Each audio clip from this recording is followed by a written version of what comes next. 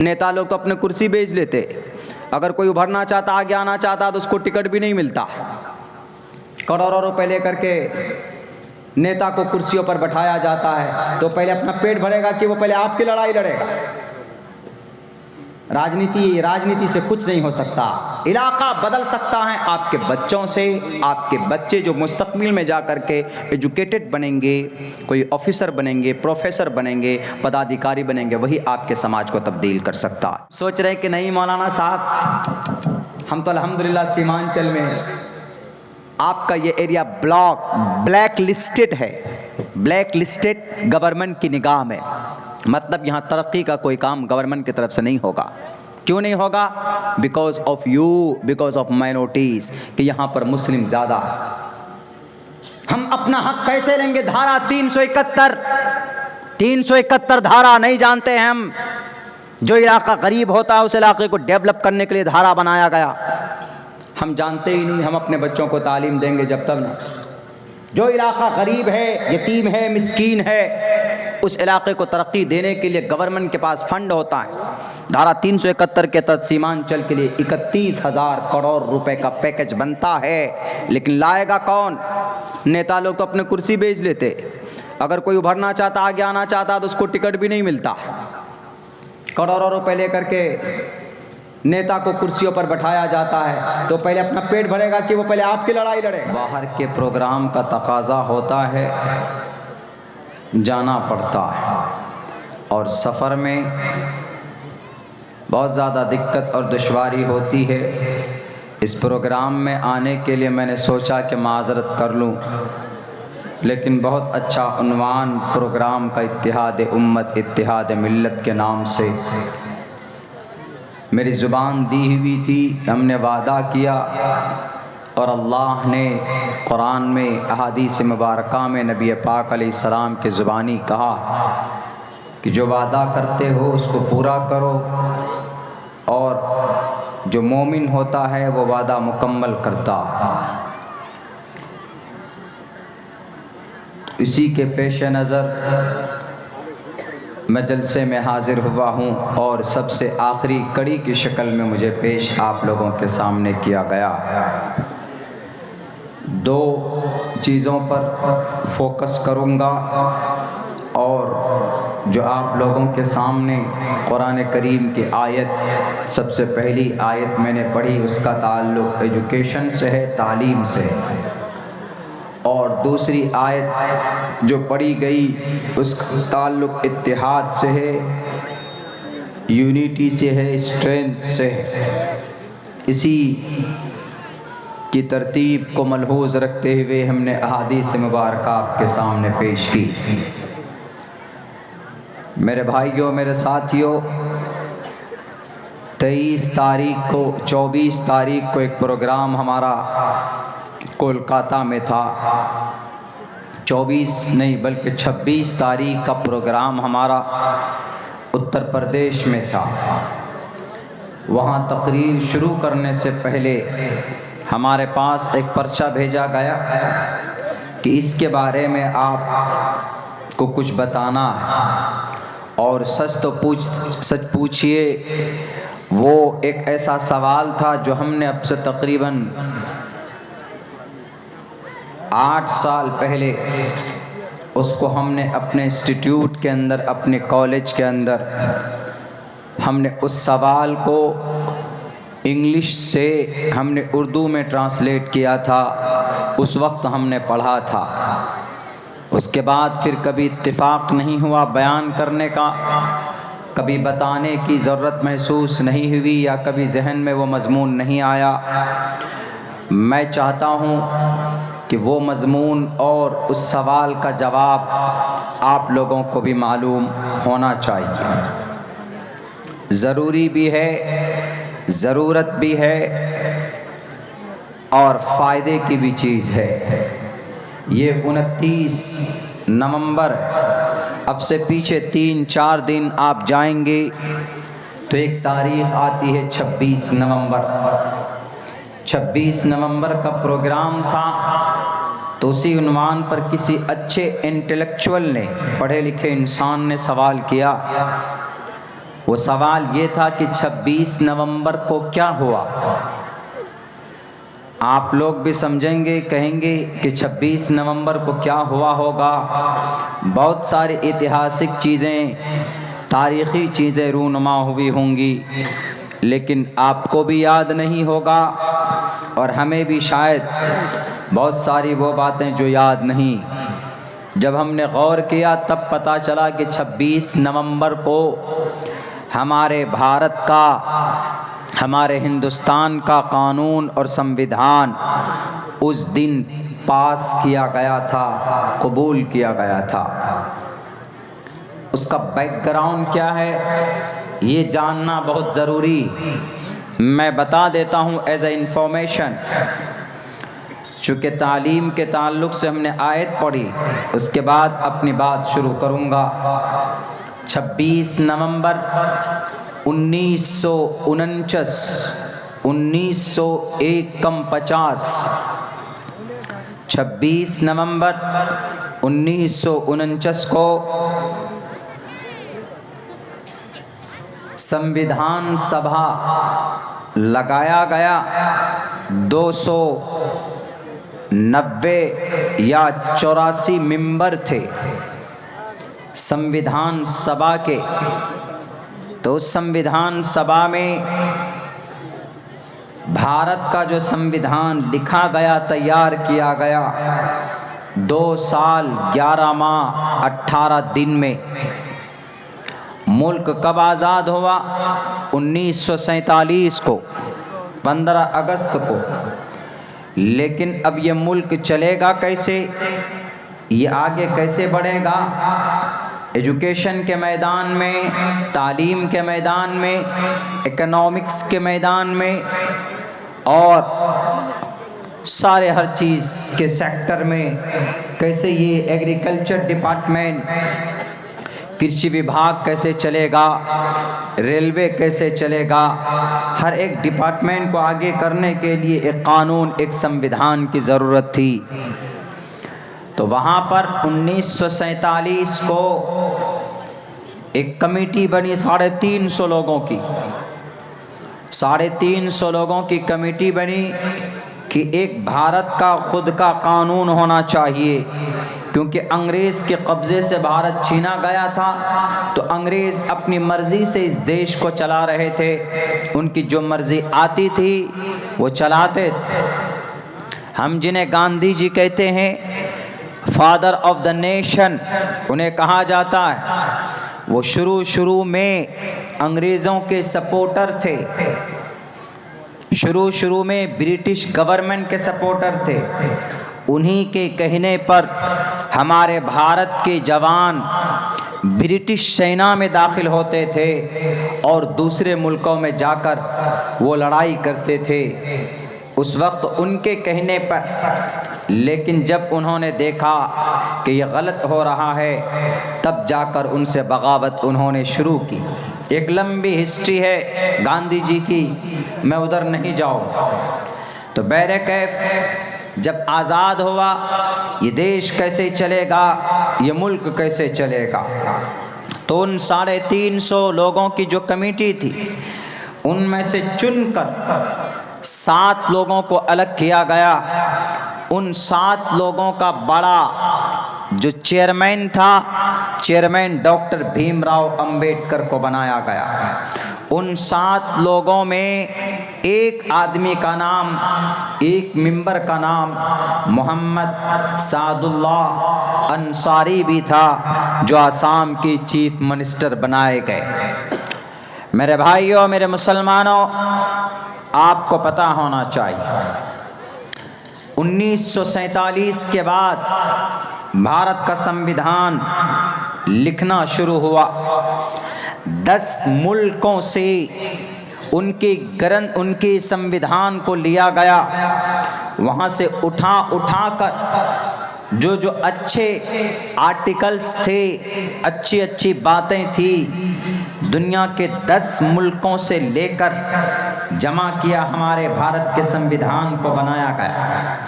जब ये संविधान जमा हुआ, अब लिखने की बारी आई तो भारत के संविधान को लिखने वाला एक बिहार का आदमी परम बिहारी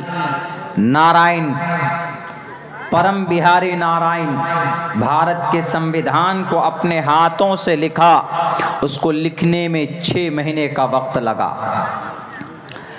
इस पूरे 2 साल 11 माह 18 दिन तकरीबन 3 साल की इस लंबे अरसे में हमारे संविधान को लिखने में, तैयार करने में कितने पैसे खर्च हुए? 6.3 करोड़ रुपए खर्चा हुआ। और इसके पेज के दोनों तरफ जो डिज़ाइन किया हुआ है वो डिज़ाइन शांति निकेतन, जिन्हें आज के तारीख में फूलपुर भी कहा जाता है, वहाँ के 2 बंगाली आर्टिस्ट ने उसके ऊपर तज़यीनकारी की, उसको लिखा और उसको खूबसूरत बनाया। जब परम बिहारी नारायण साहब ने लिखा, इनसे कहा कि तुमको कितना पैसा चाहिए? इन्होंने कहा कि हमको कोई पैसा नहीं चाहिए, मेरी शर्त है कि हर पन्ने के आखिर में मेरे और मेरे दादा का नाम होना चाहिए, यही हमारी मजदूरी होगी।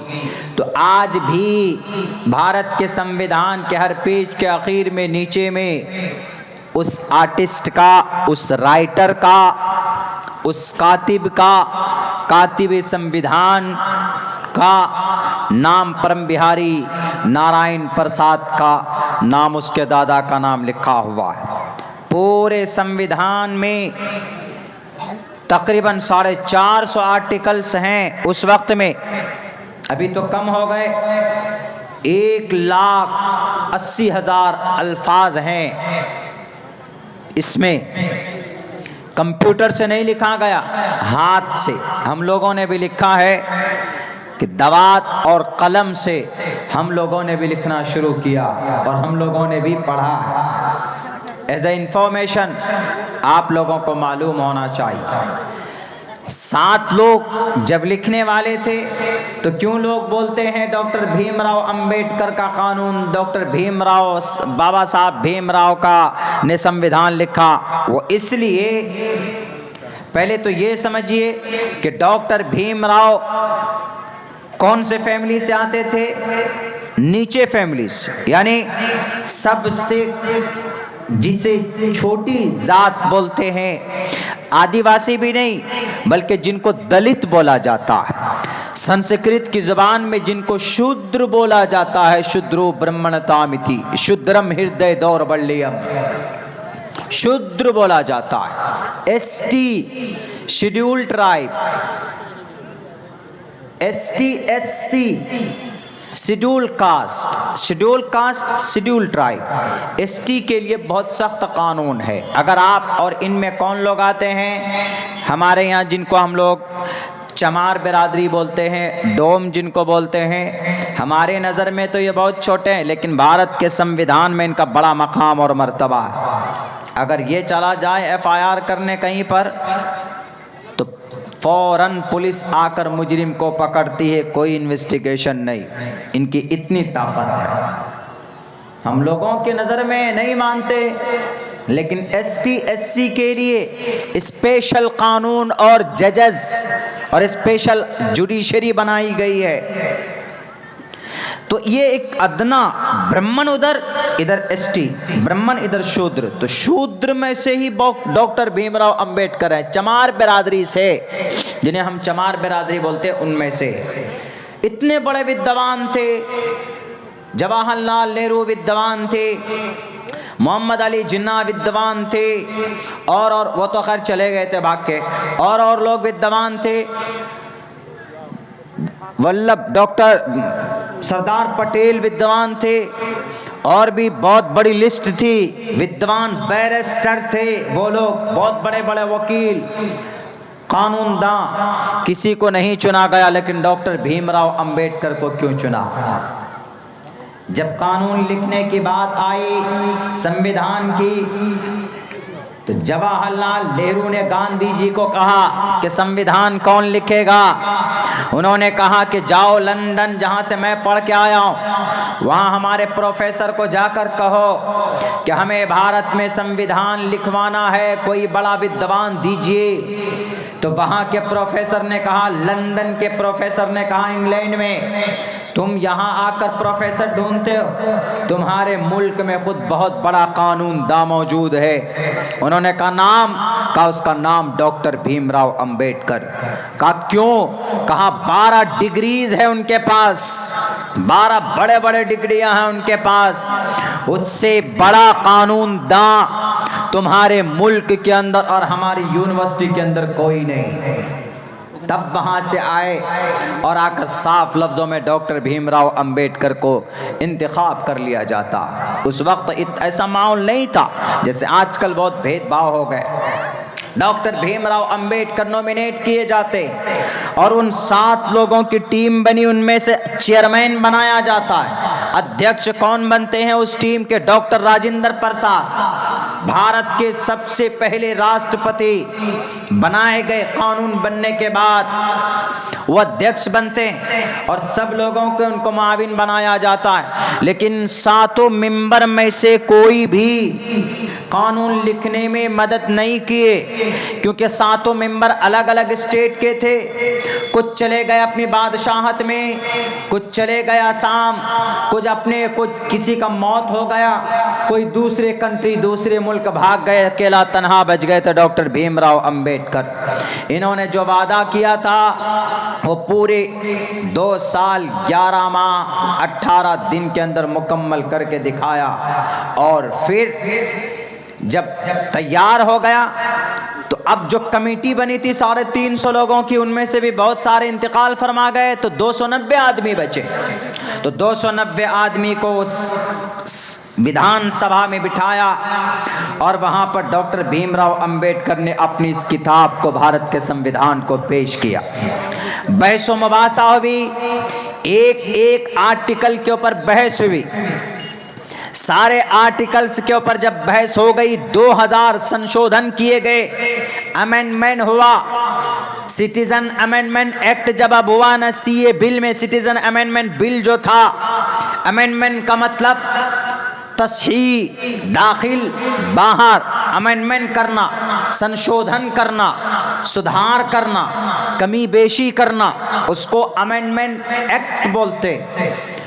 तो 2000 अमेंडमेंट हुआ, उसमें सुधार हुआ। जब सब सुधार हो गया, कंप्लीट हो गया, अब उसको जब कबूल किया गया कि हाँ अब ये किताब हमारे संविधान की है, अब इसको इम्प्लीमेंट नाफिज होना चाहिए पूरे मुल्क के अंदर, तो वो तारीख थी 26 नवंबर 1949। गया, पास हो गया, ये किताब पास हो गई।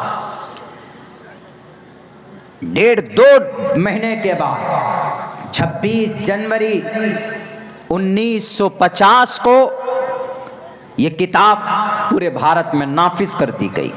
तो हम लोग जो 26 जनवरी मनाते हैं वो इसलिए मनाते हैं कि उस दिन हमारे कानून को पूरे भारत में लागू किया गया। 26 नवंबर 1949 को कानून को कबूल किया गया और 26 जनवरी 1950 को पूरे भारत के अंदर वो संविधान लागू किया गया। And you should to know about that. आप सबको ये पता होना चाहिए, आप सबको मालूम होना चाहिए। हमने जानकारी के तौर पर आपको यह खबर दी।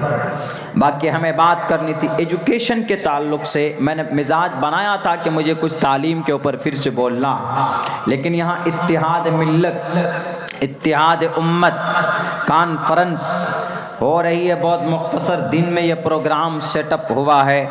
मेरे लिए तो बहुत कम दिनों, 1-1.5-2 हफ्ते के अंदर ही मेरा टाइम लिया गया है। आराम का दिन था लेकिन लिया गया। लेकिन मेरे भाइयों, मैं आप लोगों को बताऊं, मैं तकरीबन अक्सर स्टेट के अंदर अल्लाह ने जाने का मौका दिया है। जो सबसे बेकार और सबसे बड़ी दुर्गति अगर किसी इलाके के लोगों की अभी हो रही है, तो इसमें कोई शक नहीं है कि वह हमारे सीमांचल के लोग, हमारे कटिहार, पूर्णिया, किशनगंज, अररिया के लोगों की दुर्गति, कैसे ये कौम आगे बढ़े, हमारे सीमांचल के लोग कैसे तरक्की करें, कौन सा फार्मूला अपनाए जो तरक्की करे। एक ही हथियार है, एक ही रास्ता है जो आपको, एक ही फार्मूला है जिसे अपनाकर आप इज्जत की दहलीज तक जा सकते। वो रास्ता एजुकेशन। एजुकेशन पूरा एक लाइन है, इज टू प्रिपेयर। एजुकेशन किस लिए? वो एक तैयारी, एंड टू क्वालिफाई, शरीक होने के लिए। एजुकेशन द प्राइमरी एम, बुनियादी मकसद education is to prepare and to qualify the new generation. ये हमारी नई नस्ल, जिन्हें पता ही नहीं कि जलसे में आएंगे तो हमको क्या करना है। खबर मिली कि इस जलसे में कुछ लोगों ने, कुछ सरपसंदों ने, हमारे कुछ नौजवान साथियों ने अपनी कम इल्मी, बेअक्ली की वजह से कुछ ऐसी हरकतें की कि जिसका असर जलसे पर पड़ा। आप जलसा यही करने आते हैं? अगर आपको यहाँ पर आकर कुछ गलत करना है तो आप अपने घरों पे कीजिए, आप अपने बस्ती मोहल्ले में कीजिए। जलसा कुरान और हदीस की बात सुनने सुनाने के लिए होती, आपकी अय्याशी के लिए नहीं होती। और आप ही लोगों के गलत इक़दाम की वजह से आज मुसलमान लुट रहे हैं, पिट रहे हैं।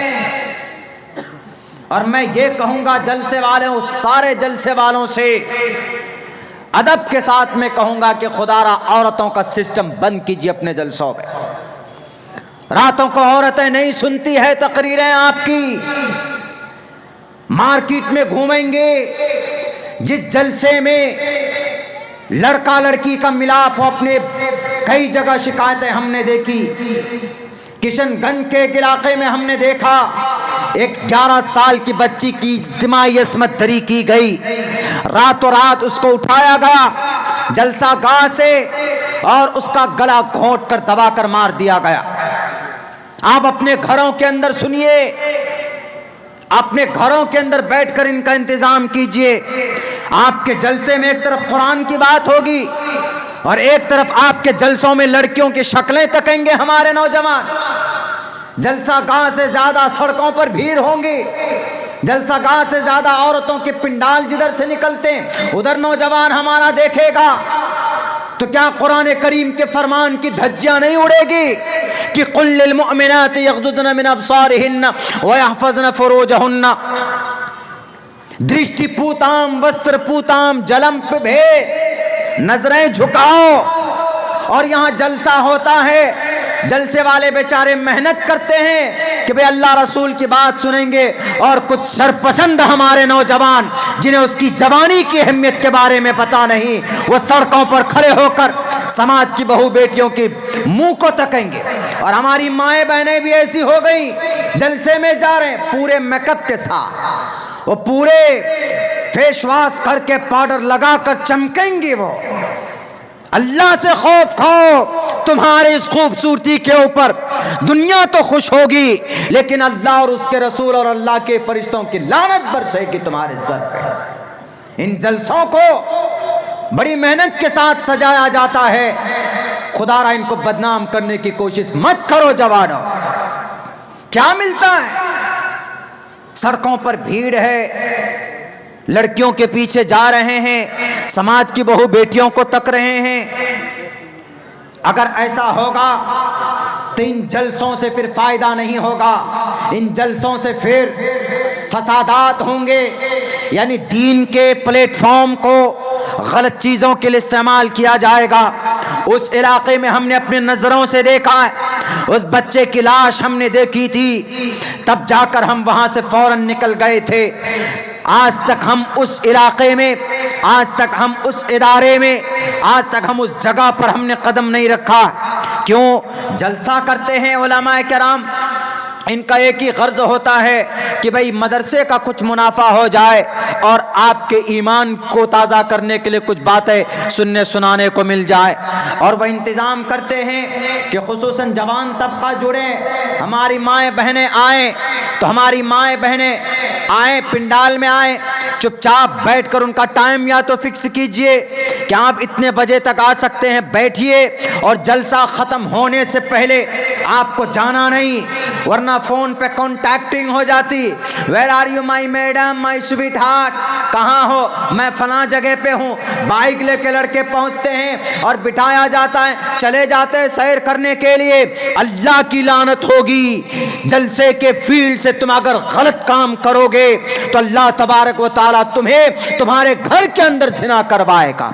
किसी की बेटी के ऊपर हाथ डालोगे तो तुम्हारे घर में भी तुम्हारी बेटियां, किसी की बहन को 420 की निगाह से देखोगे तो तुम्हारे घर में भी तुम्हारी बहन है। और अल्लाह इस दुनिया के अंदर उनसे जब तुम किसी घर की इज्जत का सम्मान नहीं कर पाओगे तो अल्लाह तुम्हारे घर की इज्जत को नीलाम करेगा। जवानों, क्यों नहीं मिसाल कायम करते आप अपने सहाबाए किराम की? कौन सा दिन आएगा जब गुजरात की तारीख दोहराई जाएगी, जब बर्मा की तारीख दोहराई जाएगी, जब त्रिपुरा की तारीख दोहराई जाएगी, तब हमें होश आएगा कि नहीं मौलाना, I am a young person and I want to fight, I want to struggle to remove the from bad thing from our society. कौन सा दिन आएगा वो जब हम खड़ा होंगे?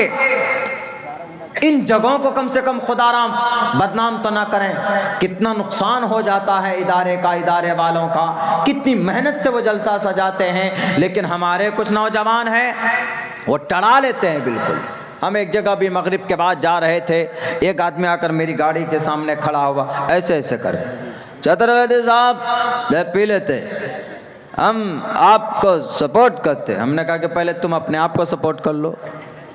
ऐसे धुत है नशे में, बताइए, बंदिश है उसके बावजूद भी एकदम यंग ब्लड, हट्टा कट्टा। हमको ताज्जुब हुआ, हमें कहा अल्लाह तुम्हारी ज़ात पर रहम करे भाई। ऐसा है निज़ाम, मुरत्तब होना चाहिए हमारी ज़िंदगी का।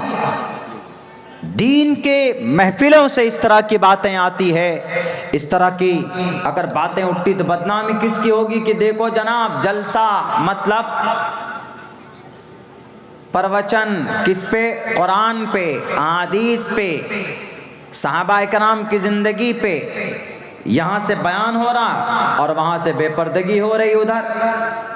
एक मजबूत अगर जलसे को बचा के रखना है तो एक मजबूत निज़ाम कायम कीजिए अपनी ज़िंदगी का। नौजवानों, अरकान जलसा तो बेचारा मेहनत करते हैं, पूरे गांव वालों को खड़ा होना चाहिए कि मौलाना साहब आप खूबसूरत जलसा ये मदरसा चला रहे हैं, हमारे बच्चों को तालीम देते, एहसान अदा करो इन उलमाए किराम का, इनके पैरों को चूमो।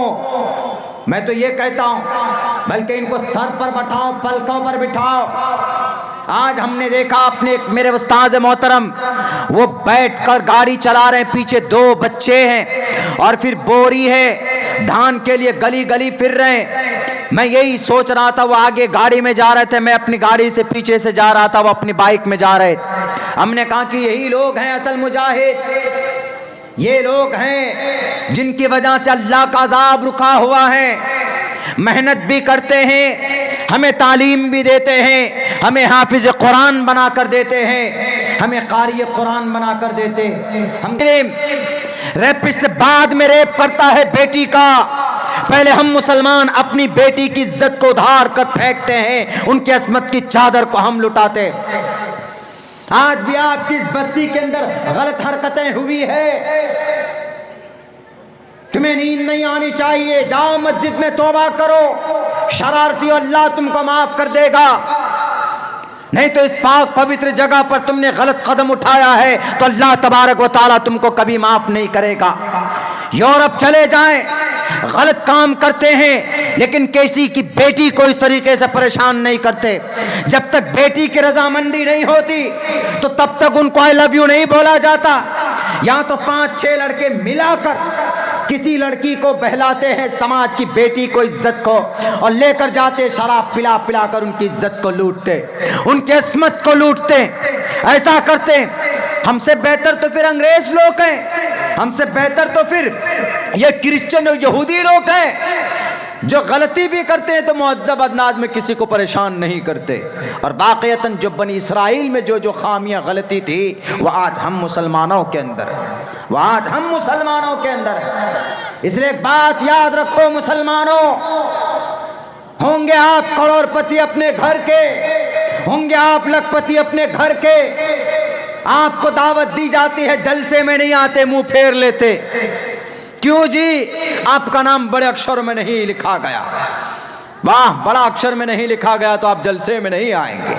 वाह भाई वाह। मैं तो जलसे वाले से कहता हूं मेरा नाम किसी में डालिए ही मत, मेरा नाम मत डालिए, मैं फिर भी जाऊंगा। नाम की भूखा भिखारी मत बनिए, नाम के भूखे मत बनिए, बल्कि अल्लाह आपको इज्जत देगा तो ज़मीन खोद कर अल्लाह तबारक व तआला आपकी आवाज़ को बुलंद करेगा। वह तो इज़्ज़ु मन तशा व तुज़िल्लु मन तशा। हमारे इलाके का नेता पीछे लग गया कि ये मौलाना बहुत आगे जा रहा है, इसको पीछे करो। हमने कहा कि तुम क्या, तुम्हारे वहाँ से आ जाए ना हेडक्वार्टर से हमको बदनाम करने के लिए। लेकिन एक बात याद रखो, अगर लोग, जनता, आवाम किसी से मोहब्बत करती है, किसी को बुलाती है, किसी की बात सुनती है, तो एक बात कान खोल कर सुन लो, दिमाग में बिठा लो। जब आवाम मोहब्बत करती है, ये दलील है इस बात की कि अल्लाह उससे मोहब्बत करता है। और जिसको अल्लाह इज्जत दे, वह तो इज़्ज़ु मन तशा वह तो ज़िल्लु मन तशा, जिसको अल्लाह इज्जत देगा उसको MP, MLA, मुखिया या कोई बड़ा विद्वान, कोई बड़ा डाकू, कोई बड़ा लुटेरा, कोई बड़ा दबंगी, उसको ना डरा सकता है ना कोई धमका सकता। और जिसको अल्लाह जलील करने पर आए, रुस्वा करने पर आए, तो फिर उसको दुनिया की कोई बड़ी ताकत भी नहीं बचा सकती। मच्छर के जरिए से उसकी हलाकत करवा देता है रब्बे जुल जलाल।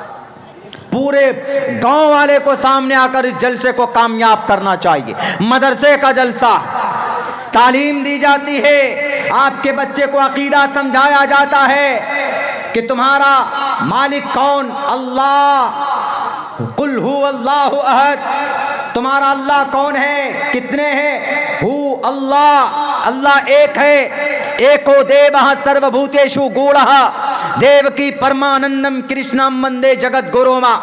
अगर ये मदरसा नहीं होगा तो तुम्हारा बच्चा कल मुशरिक बन जाएगा, ये मदरसा नहीं होगा तो तुम्हारा बच्चा कल खुराफाती बन जाएगा, ये मदरसा नहीं होगा तो कल चलकर हमारा बच्चा गुमराही के अंदर मुब्तला हो जाएगा।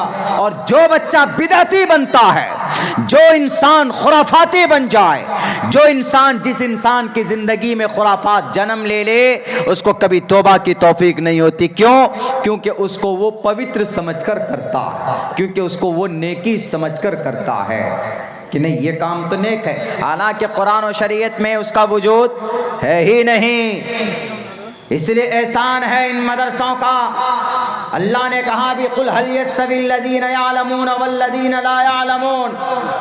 पढ़ा लिखा आदमी और एक अनपढ़ आदमी बराबर नहीं हो सकते। हमारी जिंदगी गुजर गई मेरे नौजवान और मेरे बूढ़े हजरात, मेरे भाइयों, मैं बार बार कहता हूँ आप लोगों को कि वाक़यतन अगर चाहते हैं कि आपका बच्चा रुसवाई से बचे, आपका पोता, आपका नाती अगर आने वाली ज़िंदगी में सुरखरुई की ज़िंदगी गुजारे। मेरे स्कूल में एक ऐसा बच्चा पढ़ता जिसके अब्बा को पीने की बीमारी आदत है पहले से, लेकिन हर महीने पेमेंट करता है आकर स्कूल में, और वो यही कहता है कि मौलाना मैंने जो रुसवाई की ज़िंदगी गुजारी है, मैं अपने बच्चे को नहीं देना चाहता। उसका बच्चा पढ़ने में अच्छा है, कई जगह स्कूल में रिजेक्ट कर दिया गया, तू तो शराबी का बच्चा है। हमने कहा कि पागल हो क्या, शराबी है तो क्या, इसका बाप अगर शराबी तो इसको पढ़ने का अधिकार नहीं है। अगर ऐसी बात है तो फिर हजरत नूह की ज़ात पर एतराज़ हो जाएगा, हजरत इब्राहिम की ज़ात पर एतराज़ होगा। उनके अब्बा और चचा बुत परस्त थे, बेटा कैसे रसूल बन गया। हजरत नूह की जात पर एतराज हो जाएगा कि हजरत नूह तो नबी थे, रसूल थे, बेटा कैसे बागी हो गए। हजरत और भी हजरत लूत अलैहिस्सलाम है, आप तारीख उठाकर देख लीजिए। बीबी आसिया है कि भाई बीवी तो इतनी दीनदार, उसका शौहर फिरौन इतना जालिम पापी कैसे बन गया।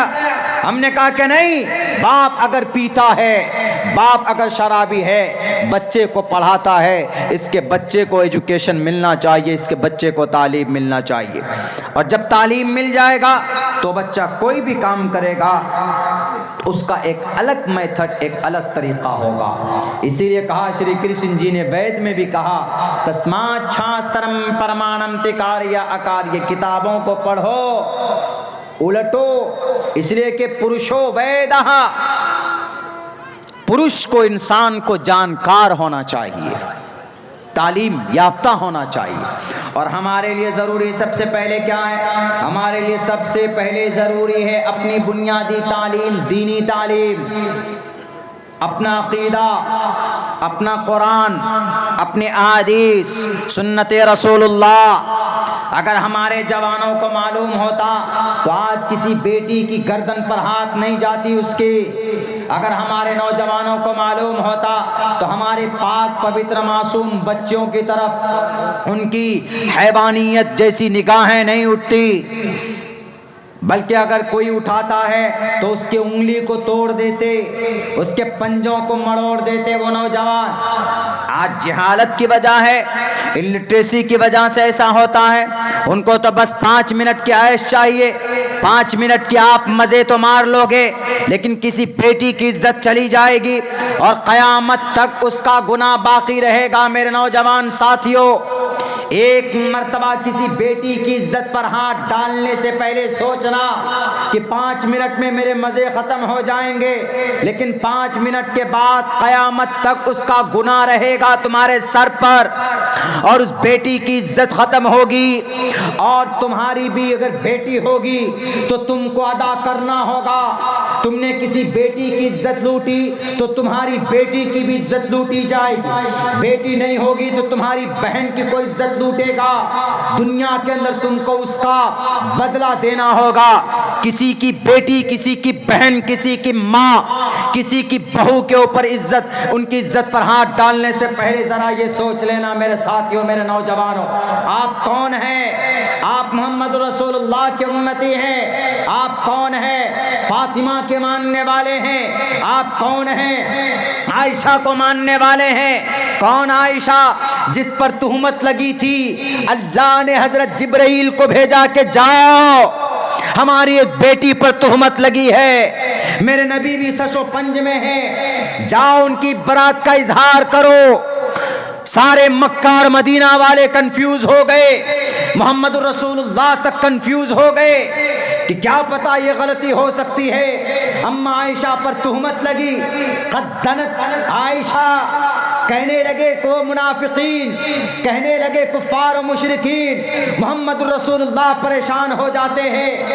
तब जाकर कई दिन तक ये मसला चलता है। तब हजरत जिब्राइल आकर उस बेटी की, उस बहन की और उस माँ की, अज़वाज मुतहरात अम्मा आयशा रज़ी अल्लाह ताला अन्हा के पवित्रता को बयान करते हैं कि मोहम्मद, अम्मा आयशा आपकी अहलिया, आपकी बीवी पाक पवित्र है, उसको किसी ने नहीं छुआ, उसको किसी ने नहीं देखा, उसको किसी ने गलत नीयत से हाथ नहीं लगाया। आप उस आयशा की बेटी हैं, आप उस आयशा की माँ हैं। नौजवानों, आप उस कौम से हैं। आज हम लोग अपनी बेटियों का खुद जनाजा निकालते हैं। क्या मिलता है?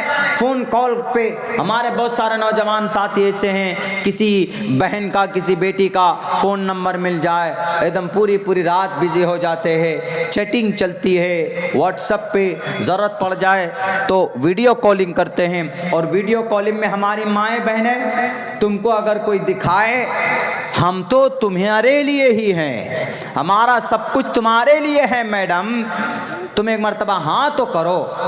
ये इश्क़ मजाजी है, जो आपके अंदर जो हवस है ना, ये उसकी ताकत है। इश्क़ हकीकी का मतलब मुहिब्बे ख़ास, मोहब्बत हकीकी सिर्फ अल्लाह की ज़ात से होती। बहुत से हमारे, एक लड़का क्या बोलता, हज़रत मैं सच्ची मोहब्बत करता हूँ।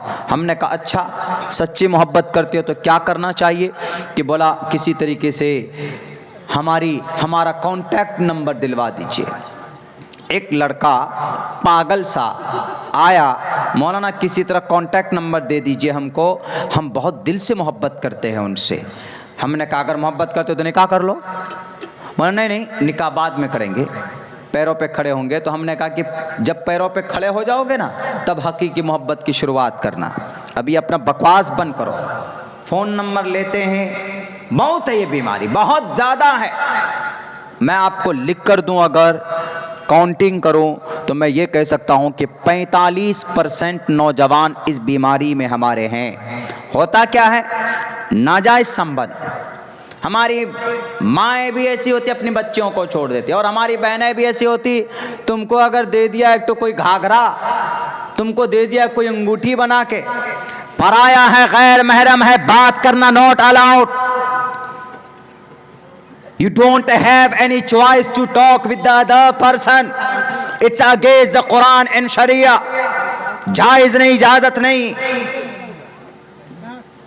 कोई लड़की अगर आपको पसंद हो, अगर किसी लड़की को कोई लड़का समाज का पसंद हो तो रिश्ते की बात की शुरुआत करो।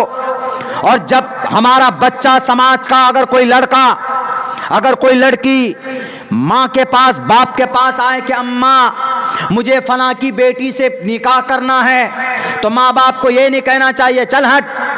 नहीं, सोचिए बच्चे की बात पर, गौर कीजिए और जाकर रिश्ते की बात कीजिए, कोशिश कीजिए। आप कहेंगे मारेंगे थप्पड़, कान घुमा देंगे, तुम्हारा कान कारिया फोड़ देंगे, नहीं, उसके अंदर भावना है।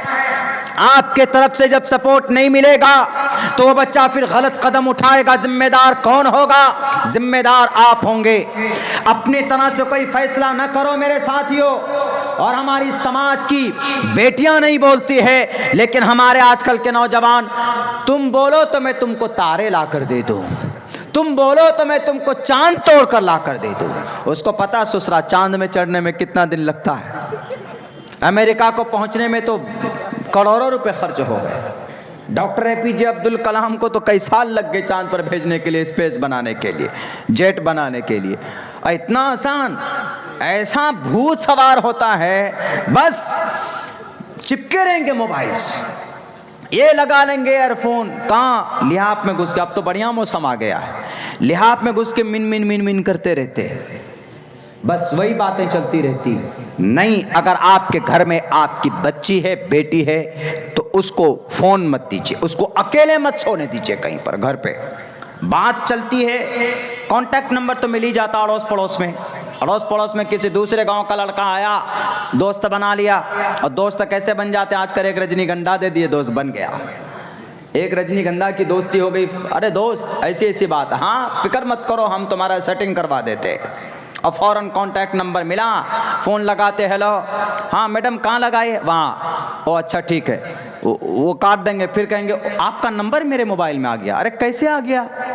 ऐसा होता है क्या? उनका नंबर किसी लड़की का, किसी औरत का नंबर किसी के उसमें चला जाता है, उसको फिर आहिस्ते आहिस्ते मैसेजेस शुरू करते हैं कि I like you the most. ये वो हैं जो शुरुआत में करते, I miss you every time, I like you, I don't feel in the night. पता नहीं क्या जादू कर दिया आपको, हमको रातों को नींद नहीं आती है, ये नहीं आती, वो नहीं आती, नींद नहीं आती है तो जा कर के नहा लो। ऐसा मतलब शुरुआत करते हैं कि रातों दिन बस लगे हुए, ना काम काज में कोई तबीयत है, कुछ नहीं, बस। और कभी कभी ज़रूरत पड़ जाए, जिसके पास पैसे वैसे नहीं, चोरी भी कर लेते, माँ बाप से चोरी करके गिफ्ट देंगे उनको, कपड़े गिफ्ट कर देते हैं, कोई कुछ नौजवान तो मोबाइल गिफ्ट कर देते। और एक मोबाइल जहाँ मिला वो समझ लेती हमारा सबसे बड़ा प्यारा राजकुमार यही है। और आपको मालूम नहीं कि एक मर्तबा उसने अगर आपको यूज कर लिया तो एन थ्रू, आप यूज एंड थ्रू हैं। मैं इसलिए खुलकर बोल रहा हूं चूंकि ऐसा हो रहा है अपने इलाके और समाज में। जिम्मेदार है कौन? जिम्मेदार है हमारे पेरेंट्स। नाक के नीचे हरकतें होती है, पता ही नहीं चलता, पता ही नहीं चलता। नाक के नीचे हरकतें होती है। हमारी बेटी ऐसी कर सकती है क्या? उसके पास तो मोबाइल ही नहीं है। पता चला छानबीन हुई तो एक सफ़ेद इतना बड़ा मोबाइल निकलता उसको। मेरे भाइयों, मेरे साथियों, हमें अपने बच्चों को एजुकेट करना चाहिए, हमें अपने बच्चों को पढ़ाना चाहिए।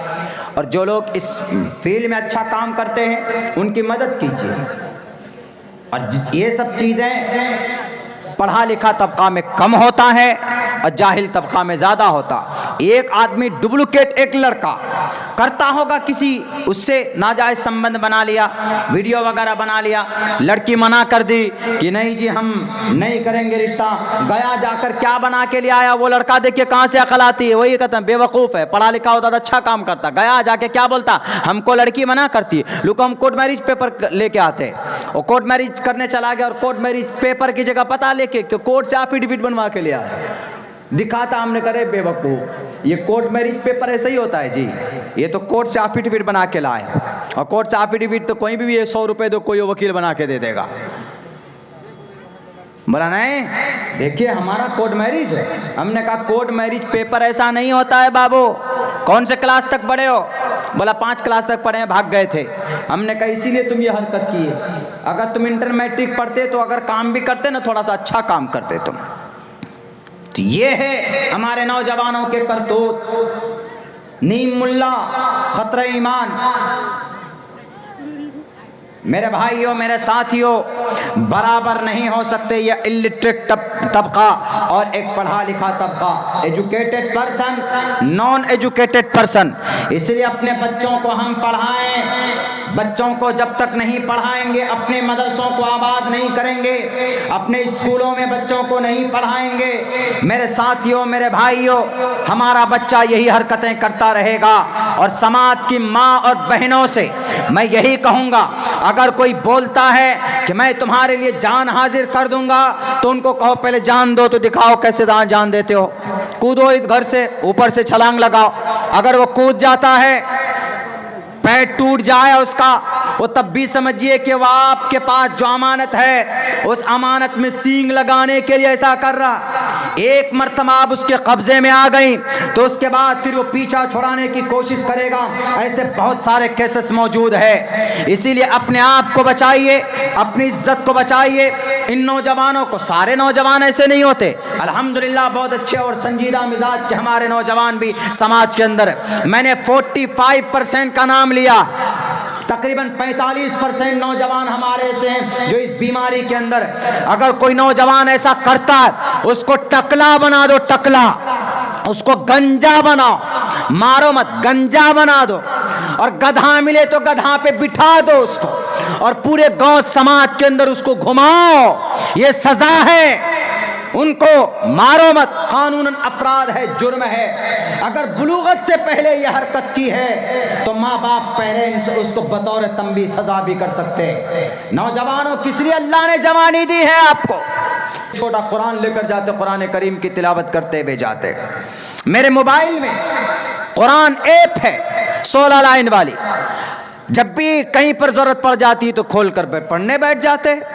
आप अपने मोबाइलों में कुरान का ऐप डाउनलोड कर लीजिए। अरे ना सही घर में नहीं पढ़ सकते हैं, सफ़र में जाते हैं तो वहाँ पढ़िए, लेकिन पढ़िए। नहीं जानते हैं तो इस जैसे मदरसों में आकर हज़रत मौलाना के पास, कारी साहब के पास बैठकर तालीम हासिल कीजिए। अगर नहीं करेंगे, अपने बच्चों को तालीम नहीं देंगे, तो फिर नरसिंहादन जैसा हमारा बच्चा बन जाएगा। उसको पता ही नहीं है कि आसमान उसके सर के ऊपर है कि पैर के नीचे। वो बेपेंदी का लोटा, कभी इधर लुढ़कता कभी इधर लुढ़कता। उन्हें पता ही नहीं कि उनका ईश्वर कौन है, उनका खुदा कौन, उनको मालूम ही नहीं। यही हमारा बच्चा कल चलकर उनको अल्लाह की ज़ात पर कंफ्यूजन हो जाएगी। वो कहेंगे कि अर्रहमान तो छोटा वाला है खुदा, और अर्रहीम बड़ा वाला खुदा है, और अल-क़हार वो तो गुस्सा वाला खुदा है, और अल-जब्बार वो भी गुस्सा वाला खुदा है, और अल-वदूद वो नरम वाला खुदा है, और अस-सत्तार वो भी नरम वाला खुदा है। वो ऐसे अकीदे हो जाएंगे जब हम अपने बच्चों को तालीम नहीं देंगे, जब हम अपने मस्जिद में, मदरसे में, मकातिब में अपने बच्चों को नहीं भेजेंगे। वरना क्या वहदानियत हिंदू धर्म में नहीं है? हिंदू धर्म के अंदर वहदानियत तो इतना है कि आप 100 मंत्र पढ़ सकते हैं। एको देवा सर्वभूतेषु गूढ़ा देवकी परमानंदम कृष्णम वंदे जगत गुरुमा। ओम शन्नो वरुणा शन्नो मित्रा शन्नो भवत्वर्यमा शन्नो विष्णुरुरक्कमः नमो ब्रह्मणे नमस्ते वायो तमेव प्रत्यक्षम ब्रह्मा से। और उठाकर देख लीजिए, सही से एक एक हृदय कैव एक एवनस्मयो विक्षवीडिया मैं चिदन्यद विशंसत सिखायो यार संयत यह कैतमुष्टु ही कृष्णानि विचरणनि एकम ब्रह्मा द्वितीय नास्ते ने ना नास्ते किंचन। डॉक्टर जाकिर नाइक बहुत इसके ऊपर तफसील किए हुए। ओम भूर्भुवस्वाहा तत्सवितुर्वरेण्यम, क्या है ये सब? तौहीद तो है, वैदानियत तो है। फिर हिंदू भाई ये खुदा को क्यों नहीं मानते? हिंदू भाई ऐसे ही अपने पाठशाला से अपने आप को अलग कर लिया, ऐसे अपने अपने ग्रंथों से अपने आप को अलग कर लिया। जैसे आज हम मुसलमान अलग कर रहे हैं। हम मुसलमान सोचते हैं कि हमारा नाम इश्तिहार में नहीं है तो हम जलसे में नहीं जाएंगे, हम चंदा नहीं देंगे। मत दीजिए आप चंदा लीडर साहब, आपके चंदे से मदरसा नहीं चलेगा। ये मदरसा चलेगा इन गरीब आवाम के पैसों से, इन गरीब जनता के पैसों से इदारा चलेगा। आपका नाम इश्तिहार में अगर नहीं है, मेरा नाम अगर इश्तिहार में नहीं है, तो हमें यह कहने का हक नहीं कि मेरा नाम नहीं दिया तो मैं जलसे में नहीं जाऊंगा। कोई जरूरत नहीं है आपके ताउन की मजहब इस्लाम को आगे बढ़ाने के लिए। अल्लाह का दीन है ये, अल्लाह के कुरान की तालीम होती है, तो अल्लाह हिफाजत करेगा इन मदरसों के और अल्लाह चलाएगा इन मदरसों को। आपके भीख की जरूरत नहीं है इन इदारों की। आप रखिए अपने पास पैसे, आप रखिए अपने तिजोरी के अंदर भरकर, आपका पोता पड़पोता आराम करेगा, ऐश करेगा। जिन लोगों के दिमाग में ये भूसा है कि हमारे मदद से, हमारे चंदों से मदरसा चलता है, तो भूल जाए वो कि किसी उद्योगपति के चंदों से मदरसा नहीं चलता। मदरसे में तालीम कुरान की होती है और कुरान अल्लाह का कलाम है। अल्लाह ने अपने कुरान की हिफाजत की जिम्मे ली है। जब अल्लाह के कुरान की हिफाजत करने वाला जहां पर होगा, इंशाअल्लाह कभी उम्मीद है कि अल्लाह कहीं पर भी उसका भूखा नहीं छोड़ेगा। वो उसकी हिफाजत करते, अल्लाह उसकी हिफाजत करेगा। आज देख लीजिए आप, सबसे ज़्यादा मुर्गे का लेग पीस, वाइट पीस कौन खाते हैं? हमारे उलमा खाते हैं, अल्हम्दुलिल्लाह। क्यों? अल्लाह खिलाता है उनको। 5-6 हज़ार रुपये तनख्वाह मिलती है, सैलरी मिलती है, लेकिन कपड़े कितने अच्छे होते हैं। हमारी ये 55 रुपये की मीटर है, मैं समझता हूँ बहुत महंगा है, खद्दड़ बोलते हैं इसको। हम खादी पहनते और अल्हम्दुलिल्लाह साफ शफाफ अच्छे लगते। क्यों? उसमें अल्लाह की तरफ से एक नूर होती, अल्लाह की तरफ से खुलूस की एक झलक होती।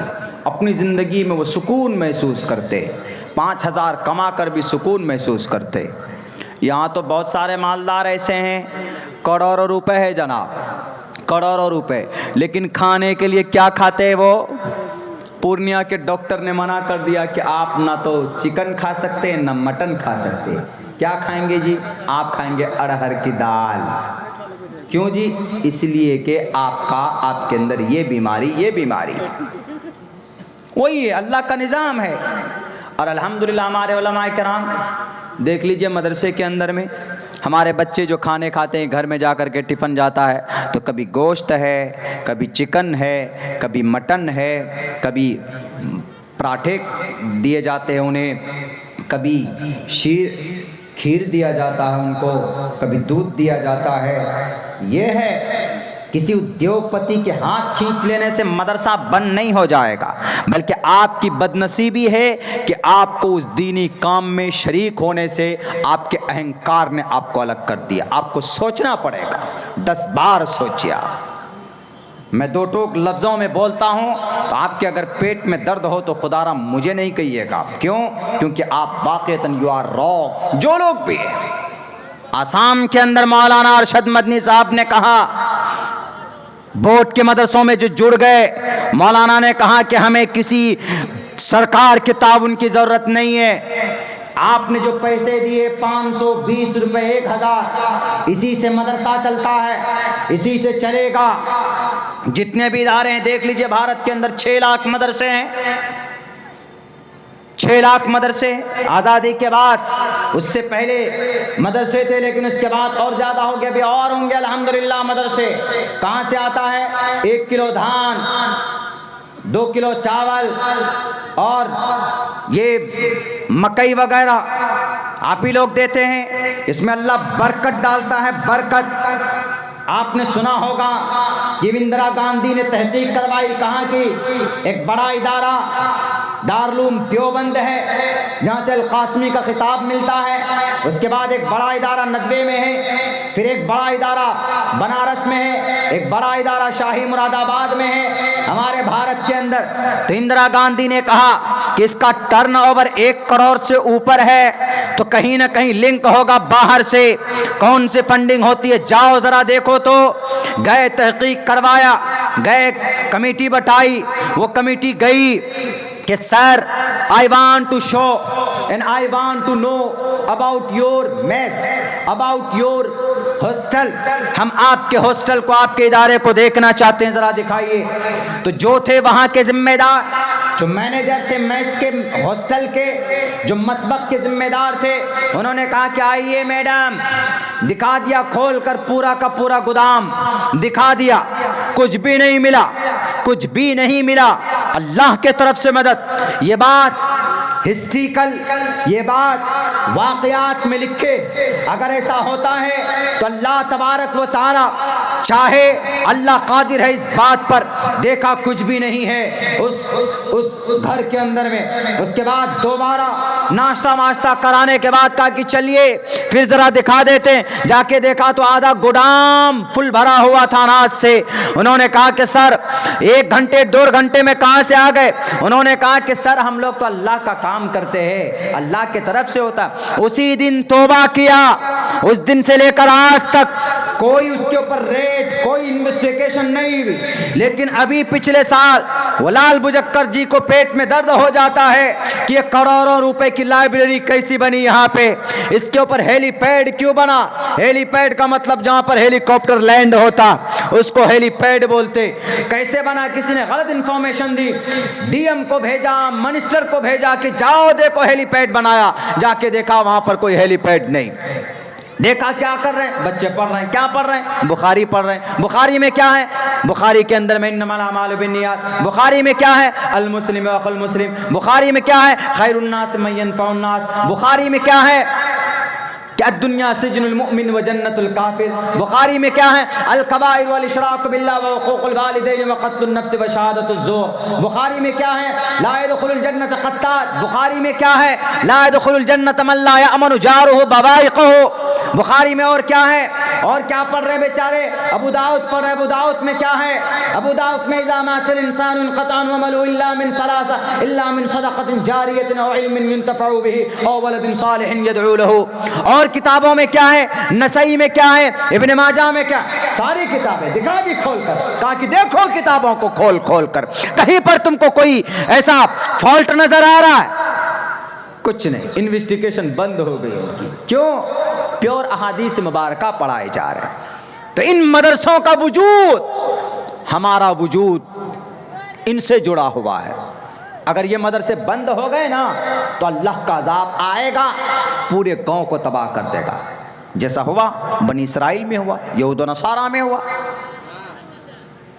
और हमने अगर इन मदरसों को प्रमोट नहीं किया, आगे नहीं किया, तो जैसे हिंदू भाई अपने एक खुदा को भूल गए, यानी कि ईश्वर को पूछते हैं, जैसे ये आवाज़ था दसातीर को मानने वाले, कम्युनिज्म कन्फ्यूशनिज्म है, जैसे ये भूल गए क्या इनके यहाँ ग्रंथों के अंदर मौजूद नहीं है?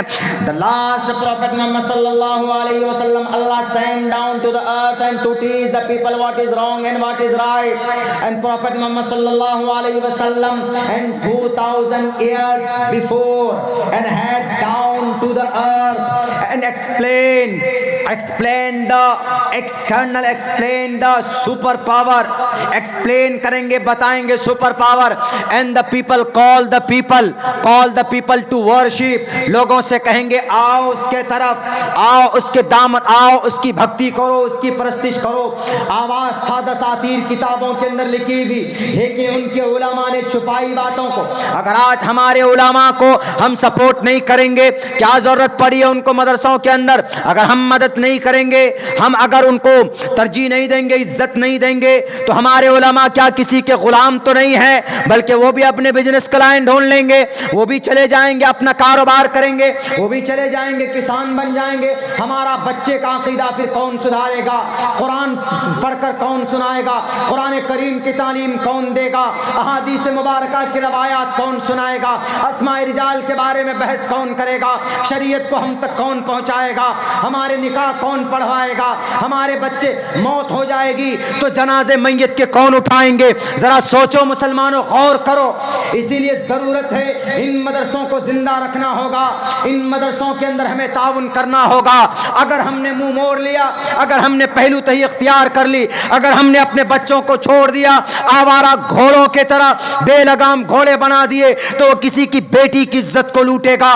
बच्चा मदरसे में जाएगा, बेटी का क्या मकाम है, बेटी का क्या मकाम है? अगर मदरसे में जाएगा तो मदरसे में रिवायात पढ़ेगा कि अगर किसी की बेटी है और वो सही परवरिश करे तो अल्लाह के नबी ने फरमाया कि कल क़यामत में वो बंदा और मेरे बीच में इस तरीके से वो खड़ा होगा। अगर अपने बच्चों को अगर हमारे मदरसे होंगे तो हम अपने मदरसे के अंदर वालिदैन के क्या हुकूक है वो बयान किए जाएंगे, जवानी की क्या हकीकत है वो बयान किए जाएंगे, नमाज पढ़ेंगे तो क्या फजीलत है वो बयान किए जाएंगे, और हुकूक हकदारों के आपके पास अगर है तो वह हक आपको कैसे देना है, ये चीज़ें बताई जाएंगी। अगर हमने इन मदरसों से रिश्ता हटा लिया, अगर हमने उलमाए किराम से बदजनी बरतना शुरू कर दिया, तो खुदारा जो बच्चा बेहतर वकील बन सके, किसी भी बातिल ताकत को हम कोर्ट में चैलेंज कर सके, हमारा बच्चा जस्टिस बन सके, हमारा बच्चा जज बन सके, हमारा बच्चा बेहतरीन बैरिस्टर बन सके, सिविल सर्विसेज में जाए। आप अगर ये सोचते हो कि नहीं जी भारत में ऐसा कुछ नहीं होगा, 850 साल हुकूमत की थी उंदुलुस में, लेकिन उंदुलुस की एक बड़ी मस्जिद है, कौन सी मस्जिद? कुर्तबा।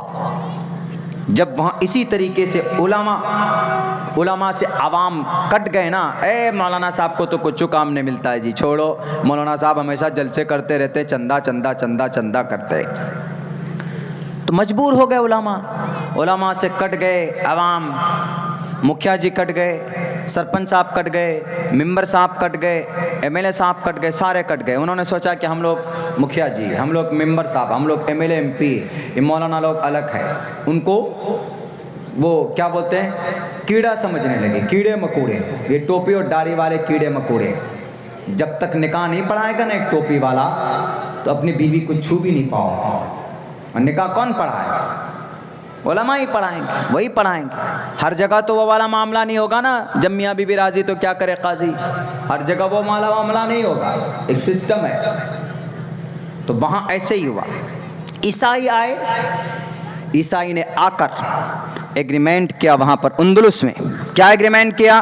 कि हम आपको नमाज की आज़ादी देंगे, हम आपके मदरसे को ताउन करेंगे, हम आपके मदरसों को फंडिंग करेंगे, लेकिन यहाँ की हुकूमत हमारे हाथ में दे दो। जो वहाँ पर बड़े बड़े सरमायादार थे, जो मुसलमानों के बड़े बड़े अजीम लीडर थे, वो उनके हाथों पर एतमाद करके एग्रीमेंट कर लिया। आहिस्ते आहिस्ते क्रिश्चियन जब मजबूत हुए तो क्रिश्चियनों ने आहिस्ते आहिस्ते क्या किया, नमाज में पाबंदी लगा दी कि नमाज नहीं पढ़ सकते, नमाज पढ़ोगे तो 5 वक्त की नमाज मत पढ़ोगे, नहीं पढ़ोगे 3 वक्त की पढ़ोगे, और तुम्हारा मदरसा जो 3 टाइम चलता है, तुम्हारा मदरसा 1 टाइम चलेगा। जब वहाँ पर शिकंजा कसना शुरू किया, आहिस्ते आहिस्ते 3 वक्त की भी नमाज 2 वक्त में, 2 वक्त की नमाज 1 वक्त में, 1 वक्त की नमाज के बाद नमाज पर बिल्कुल पाबंदी। बुखारा समरकंद की भी यही तारीख है। उसके बाद जो भी नमाज पढ़ता उसको कत्ल कर दिया जाता। आहिस्ते आहिस्ते ऐसा हुआ, वहाँ पर हलाकू खान आए, चंगेज खान का पोता हलाकू खान, हलाक करता इंसानों की खोपड़ी से अपनी कुर्सी बनाने वाला, वो हलाकू खान आया और पूरे इंदुलुस की ईंट से ईंट बजा दी। हर घर में हाफिज कुरान है, हर घर में आलिम दीन है, लेकिन एक वक्त ऐसा आया कि जब अवाम से उलमा से अवाम कट गए, अलग हो गए। ए मौलाना साहब को तो यही काम है, कुछ नहीं मिलता है, चंदा करते हैं, रसीद लेके आ जाते हैं, मदरसे की बात करते हैं, जलसे की बात करते हैं, जलसे में चंदे की बात करते हैं, यही कॉन्सेप्ट आया। तो आहिस्ते आहिस्ते जब हट गए, कम्युनिज्म आए और वो कम्युनिज्म कमीशन, वो जितने भी क्रिश्चियंस थे उनके एम्पायर थे, आकर के ये मुआहदा किया, बिल आखिर नमाज पर पाबंदी, मदरसे में ताले लग गए। होता क्या है, गाजर मूली के तरह काट दिए जाते। कुछ मुसलमान दाढ़ी काट कर, टोपी हटाकर छुपके नमाज पढ़ते थे घरों में। अपने इंटेलिजेंस को भेजा उन ईसाइयों ने, जाकर कहा कि देखो किस घर में मुसलमान पकड़ कर उनको मारते थे, पकड़ कर जिंदा जलाते थे, ताकि दूसरा मुसलमान देखकर अपने घर में छुपकर नमाज न पढ़ सके। कौन सा अंदलुस? 850 साल तक वो अंदलुस मुसलमानों की हुकूमत थी, जहां पर कुरान पढ़ने वाला हर घर में मौजूद था, हर घर में आलिम दीन मौजूद थे। वहां की तारीख है, मैं झूठ नहीं बोलता। तारीख स्पेन, आज जिसका नाम स्पेन और यूक्रेन बोला जाता, उसी को बोलना। उठाइए, इसकी हिस्ट्री आपको पता चल जाएगी, पूरी दुनिया की किताबों के अंदर मौजूद है। उसके बाद फिर क्या होता, एक मर्तबा ऐलान किया एक दूसरे बादशाह ने आकर, ए स्पेन के मुसलमानों, अंदलुस के मुसलमानों, एक काम करो, आज से हम तुमको आज़ाद करते, तुम नमाज पढ़ो, तुम रोज़ा रखो, तुम ज़कात दो, हम तुमको मना नहीं करेंगे। आज से हमको तुम पर रहम आया। आहिस्ते आहिस्ते 1 महीना तक छूट दे दिया। तो जो मुसलमान छुप कर नमाज पढ़ रहे थे, उनको कहा कि अच्छा तुम लोग जमा हो गए ना, अब यहाँ पर एक मस्जिद बनाएंगे तुम्हारे लिए, नमाज पढ़ना। मस्जिद भी बना दी, तो नमाज पढ़ने लगे। 6 महीने गुजर गए, जुड़ते मुसलमान तकरीबन 100 थे, तो 500 की तादाद में पहुंच गए। जब देखा कि ये तो बड़ा दयालु है बादशाह, लेकिन उनको मालूम नहीं था। एक रोज ऐसा किया कि मुसलमानों, तुम लोग हज करने जाओगे, एक काम करो, तुम लोगों को हज के लिए भी भेजते। हज का सीजन आया तो सवार किया जहाज में, पानी के जहाज में उन लोगों को सवार किया जाता, और पानी के रास्ते से मक्कतुल मुकर्रमा रवाना करने की कोशिश की जाती कि एक शर्त पर कि तुम लोगों को पानी के जहाज पर ही हम भेज सकते। उस बादशाह ने एक आदमी को चुन कर घर से उस जहाज में सवार किया और कहा कि सब जाओ, हज करके आओ, उम्रा करके आओ, अल्लाह से दुआ करके आओ, अपने इस मुल्क को आबाद करें। वही अंदलुस जहां पर कुर्तबा मस्जिद, उस कुर्तबा मस्जिद को देखने के लिए करोड़ों इंसान जाते हैं। 1300 उसमें खंबे हैं, सिर्फ खंबा, ये पिलर 1300, बताइए कितनी बड़ी मस्जिद होगी। 1400 बल्ब लगे हैं उसमें, बल्ब, ये ट्यूबलाइट, चराग जलाए जाते उसको रोशन करने के लिए। वो कुर्तबा वही अंदलुस में बैंड कर दिया, आज तक बैंड है, अजान नहीं होती।